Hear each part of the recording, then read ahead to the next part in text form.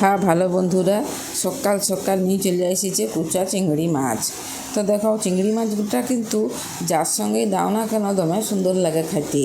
তো এই কিন্তু বাঁচতেই বড় কষ্ট।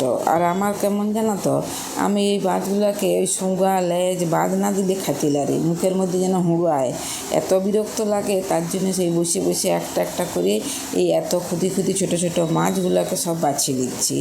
আর ভারী দেখেছো, আর এত সবেতেই ভালো লাগে খাইতে, যাতেই দিবে না কেন সব কিছুতেই এই চিংড়ি মাছটা বড় সুন্দর লাগে খাইতে। আর আমাদের এখানে পাওয়াও যায়, তবে নদীতে পাওয়া যায় না, এইটা ওই জন্য বাজার থেকে কিনে নিয়ে এসেছে।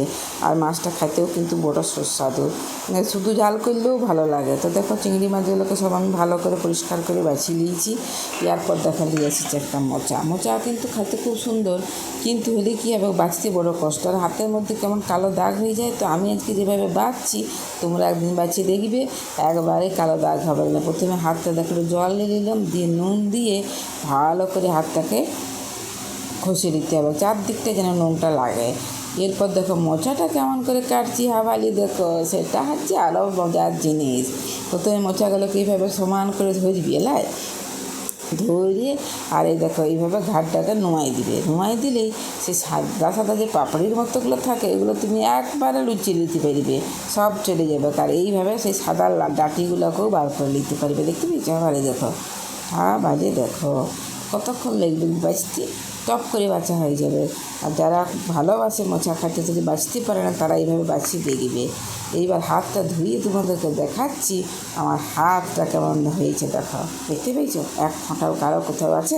আর দেখো দেখো, তোমরা ভালো করে দেখে নাও, এক ফোঁটা কালো না। এরপর রান্না বসায় দিয়েছি বাইরে। বাইরে রান্না করতে দমে ভালো লাগে। আর আজকে কড়াটায় আমি ছাই দিইনি, আজ দিয়েছি সাবান গুঁড়ি। সাবান গুঁড়িটা দিয়ে অল্প শুকনো করে দিতে হবে রোদে ভালো করে, দিয়ে আর রাঁধে দেখবে কড়াটা দমে জল ঢালিয়ে দিলেই ঝকঝকে হয়ে যাবে। তো রান্না বসাই দিয়েছি। তো চলো আজকে কী কী রান্না করলাম দেখাই। দেখো প্রথমে ভাত করে দিয়েছি, গরম গরম ভাত।